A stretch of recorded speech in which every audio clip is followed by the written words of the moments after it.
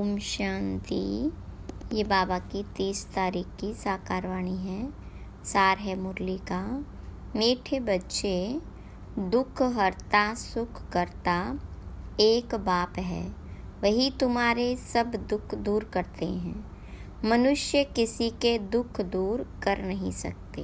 प्रश्न: विश्व में अशांति का कारण क्या है? शांति स्थापन कैसे होगी? तो बाबा ने कहा, विश्व में अशांति का कारण है अनेक का अनेक धर्म।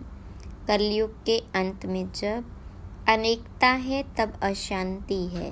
बाबा आकर एक सत्य धर्म की स्थापना करते हैं, वहाँ शांति हो जाती। तुम समझ सकते हो कि इन लक्ष्मी नारायण के राज्य में शांति थी। पवित्र धर्म, पवित्र कर्म था। कल्याणकारी बाबा फिर से वह नई दुनिया बना रहे हैं, उसमें अशांति का नाम नहीं। ओम शांति। रूहानी बाप बैठ रूहानी बच्चों को समझाते हैं।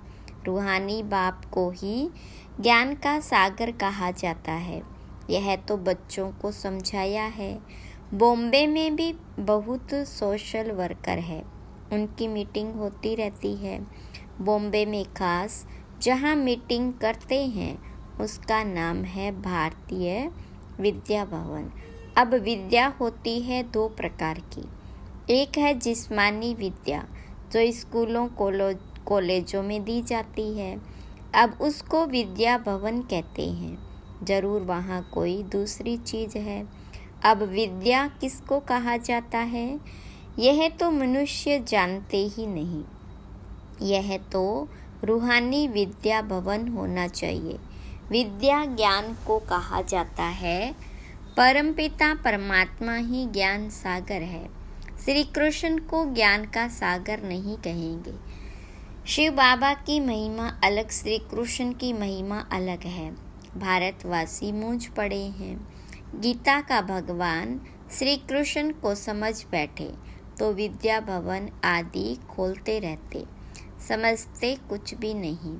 विद्या है गीता का ज्ञान, वह ज्ञान तो है ही एक बाबा में, जिसको ज्ञान का सागर कहा जाता, जिसे मनुष्य मात्र जानते नहीं।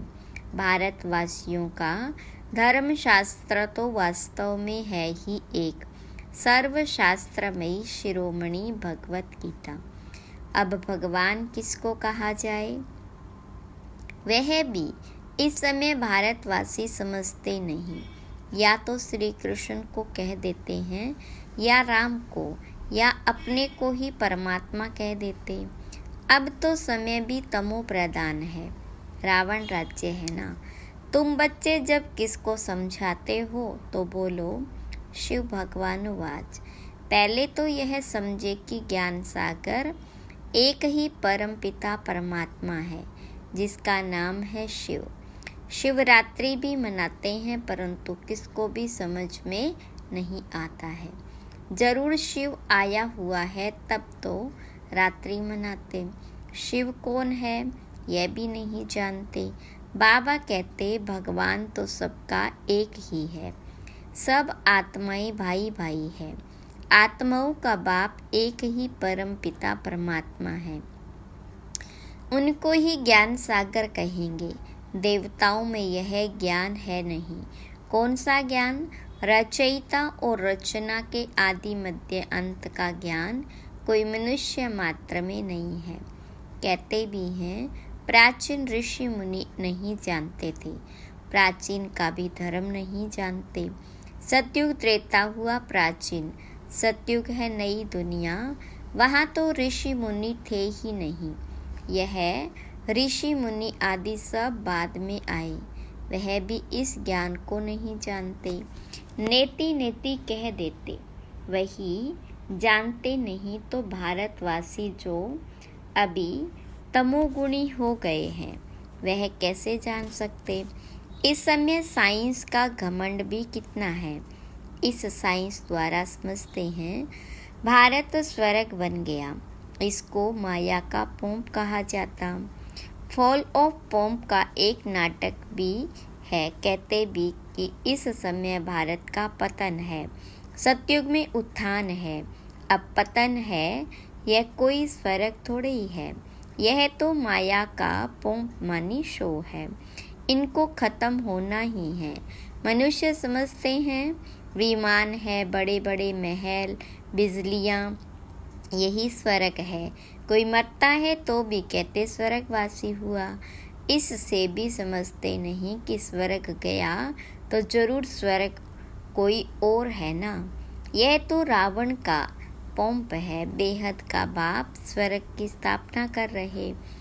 इस समय है चटा बेटी माया और ईश्वर की, आसुरी दुनिया और ईश्वरीय दुनिया की। यह भी भारतवासियों को समझाना पड़े। दुख तो अजुन बहुत आने वाले हैं, अथाह दुख आना है। स्वर्ग तो होता ही सतयुग में है, कलयुग में हो न सके, यह भी किसको पता नहीं। पुरुषोत्तम संगम युग किसको कहा जाता, यह भी बाबा समझाते। ज्ञान है दिन, भक्ति है रात, अंधियारे में धक्के खाते रहते। भगवान से मिलने के लिए कितने वेद शास्त्र आदि पढ़ते हैं। ब्रह्मा का दिन और रात, सो ब्राह्मणों का दिन और रात। सच्चे मुख वंशावली ब्राह्मण तुम हो, वह तो है कलयुगी मुख वंशावली ब्राह्मण। तुम हो पुरुषोत्तम संगम युगी ब्राह्मण। यह बातें और कोई नहीं जानते। यह बातें जब समझे तब बुद्धि में आए कि हम यह क्या कर रहे। भारत सतो प्रधान था, जिसको ही स्वर्ग कहा जाता, तो जरूर यह नरक है। तब तो नरक से स्वर्ग में जाते हैं, वहाँ शांति भी है, सुख भी है। लक्ष्मी नारायण का राज्य है ना। तुम समझा सकते हो मनुष्यों की वृद्धि कैसे कम हो, अशांति कैसे कम हो सकती है। अशांति है ही पुरानी दुनिया, कलयुग में नई दुनिया में ही शांति होती। स्वर्ग में शांति है ना। उनको ही आदि सनातन देवी देवता धर्म कहा जाता है। हिंदू धर्म तो अभी का है, इनको आदि सनातन धर्म नहीं कह सकते। यह तो हिंदुस्तान के नाम पर हिंदू कह देते। आदि सनातन देवी देवता धर्म था, वहाँ कंप्लीट पवित्रता, सुख, शांति, हेल्थ, वेल्थ आदि सब था। अभी पुकारते हैं हम पतित हैं, हे पतित पावन आओ। अब प्रश्न है पतित पावन कौन। श्री कृष्ण को तो नहीं कहेंगे। पतित पावन परमपिता परमात्मा ही ज्ञान का सागर है, वही आकर पढ़ाते हैं। ज्ञान को पढ़ाई कहा जाता, सारा मदार है गीता पर। अभी तुम प्रदर्शनी, म्यूजियम आदि बनाते हो, लेकिन अभी तक बीके का अर्थ नहीं समझते। समझते हैं यह कोई नया धर्म है। सुनते हैं, समझते कुछ नहीं। बाबा ने कहा बिल्कुल ही तमो प्रधान पत्थर बुद्धि। इस समय साइंस घमंडी भी बहुत बन गए। साइंस से ही अपना विनाश कर लेते तो पत्थर बुद्धि कहेंगे ना, पारस बुद्धि थोड़े कहेंगे। बॉम्ब्स आदि बनाते हैं अपने विनाश के लिए। ऐसे नहीं शंकर कोई विनाश करता है, नहीं, इन्होंने अपने विनाश के लिए सब बनाया, परंतु तमो प्रधान पत्थर बुद्धि समझते नहीं। जो कुछ बनाते हैं इस पुरानी सृष्टि के विनाश के लिए। विनाश हो तब फिर नई दुनिया की जय जयकार हो। वह तो समझते हैं स्त्रियों का दुख कैसे दूर करें, परंतु मनुष्य थोड़े ही किसका दुख दूर कर सकते। दुख हरता सुख करता तो एक ही बाप है। देवताओं को भी नहीं कहेंगे, श्री कृष्ण भी देवता हो गया, भगवान नहीं कह सकते। यह भी समझते नहीं। जो समझते हैं वह ब्राह्मण बन औरों को भी समझाते रहते। जो राज्य पद के अथवा आदि सनातन देवता धर्म के हैं वह निकल आते। लक्ष्मी नारायण स्वर्ग के मालिक कैसे बने? क्या कर्म किया जो विश्व के मालिक बने? इस समय कलयुग अंत में तो अनेकानेक धर्म तो अशांति है। नई दुनिया में ऐसे थोड़े ही होता। अभी यह है संगम युग, जबकि बाबा आकर राजयोग सिखलाते हैं। बाबा ही कर्म अकर्म विकर्म की नॉलेज सुनाते हैं। आत्मा शरीर लेकर कर्म करने आती है। सतयुग में जो कर्म करते वह अकर्म हो जाते। वहाँ विकर्म होता नहीं, दुख होता ही नहीं। कर्म अकर्म विकर्म की गति बाबा ही आकर अंत में सुनाते हैं। मैं इनके बहुत जन्मों के अंत के भी अंत में आता हूँ। इस रथ में प्रवेश करता हूँ। अकाल मूर्त आत्मा का यह रथ है, सिर्फ एक अमृतसर में नहीं। सभी मनुष्यों का अकाल तख्त है, आत्मा अकाल मूर्त है। ये शरीर बोलता चलता है, अकाल आत्मा का यह चैतन्य तख्त है। अकाल मूर्त तो सभी हैं, बाकी शरीर को काल खा जाता। आत्मा तो अकाल है, तख्त तो खलास कर देते हैं। सतयुग में तख्त कोई बहुत थोड़े ही होते हैं। इस समय करोड़ों आत्माओं के तख्त हैं। अकाल आत्मा को कहा जाता। आत्मा ही तमो प्रधान से सतो प्रधान बनती। मैं तो एवर सतो प्रधान पवित्र हूँ। बल कहते हैं प्राचीन भारत का योग, परंतु वह भी समझते हैं। श्री कृष्ण ने सिखाया था, गीता को ही खंडन कर दिया। जीवन कहानी में नाम बदल दिया। बाबा के बदले बच्चे का नाम डाल दिया। शिवरात्रि मनाते हैं, परंतु वह कैसे आते हैं यह जानते नहीं। शिव है ही परम आत्मा, उनकी महिमा बिल्कुल अलग है। आत्माओं की महिमा अलग है। बच्चों को यह पता है, राधे कृष्ण ही लक्ष्मी नारायण है। लक्ष्मी नारायण के दो रूप को ही विष्णु कहा जाता। फर्क तो है नहीं, बाकी 4 भुजा वाला 8 भुजा वाला कोई मनुष्य होता नहीं। देवियों आदि को कितनी भुजाएं दे दी, समझाने में समय लगता है। बाबा कहते हैं मैं हूँ ही गरीब निवास। मैं आता भी तब हूँ जब भारत गरीब बन जाता। राहु का ग्रहण बैठ जाता। बृहस्पति की दशा थी, अब राहु का ग्रहण भारत में तो क्या सारे वर्ल्ड पर है। इसलिए बाबा फिर भारत में आते हैं। आकर नई दुनिया स्थापन करते, जिसको स्वर्ग कहा जाता। भगवानुवाच मैं तुमको राजाओं का राजा डबल सीरताज स्वर्ग का मालिक बनाता हूँ। 5000 वर्ष हुआ जबकि आदि सनातन देवी देवता धर्म था। अभी वह है नहीं, तमो प्रधान हो गए। बाबा खुद ही अपना अर्थात रचयिता और रचना का परिचय देते। तुम्हारे पास प्रदर्शनी म्यूजियम में इतने आते हैं, समझते थोड़े ही हैं। कोई विरले समझकर कोर्स करते। रचयिता और रचना को जानते। रचता है बेहद का बाप, उनसे बेहद का वर्षा मिलता है।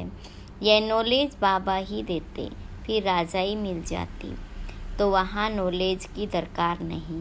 सदगति कहा जाता नई दुनिया स्वर्ग को, दुर्गति कहा जाता पुरानी दुनिया नरक को। बाबा समझाते तो बहुत अच्छी तरह से, बच्चों को भी ऐसे समझाना है। लक्ष्मी नारायण का चित्र दिखाना, यह विश्व में शांति स्थापन हो रही। आदि सनातन देवी देवता धर्म का फाउंडेशन है नहीं, जो बाबा स्थापन कर रहे। देवताओं का पवित्र धर्म पवित्र कर्म था। अभी यह है ही विशेष वर्ल्ड। नई दुनिया को कहा जाता है वाइसलेस वर्ल्ड, शिवालय। अब समझाना पड़े तो विचारों का कुछ कल्याण हो। बाबा को ही कल्याणकारी कहा जाता। वे आते ही हैं पुरुषोत्तम संगम युग पर। कल्याणकारी युग में कल्याणकारी बाबा आकर सबका कल्याण करते हैं। पुरानी दुनिया को बदल नई दुनिया स्थापन कर देते। ज्ञान से सद्गति होती।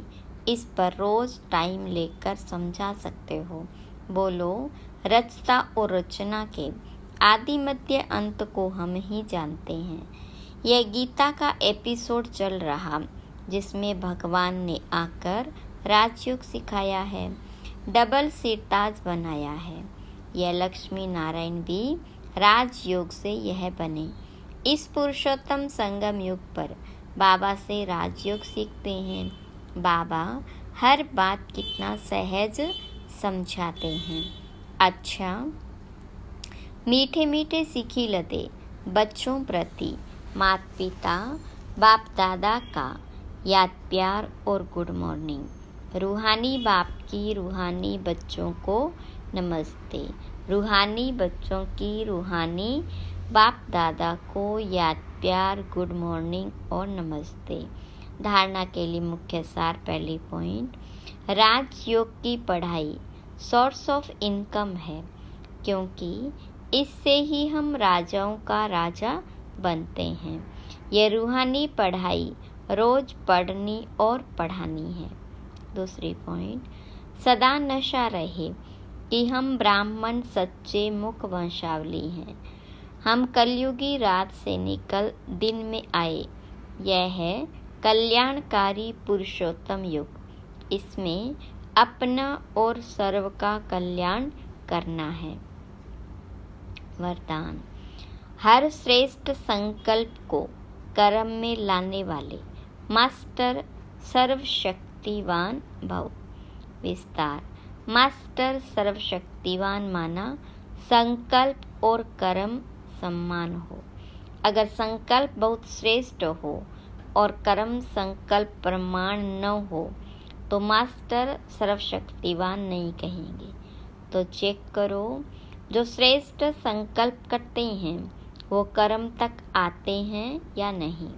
मास्टर सर्वशक्तिवान की निशानी है कि जो शक्ति जिस समय आवश्यक हो वो शक्ति कार्य में आए। स्थूल और सूक्ष्म सब शक्तियाँ इतना कंट्रोल में हो जो जिस समय जिस शक्ति की आवश्यकता हो उसे काम में लगा सके। स्लोगन, ज्ञानी तू आत्मा बच्चों में क्रोध है तो इससे बाप के नाम की ग्लानि होती है।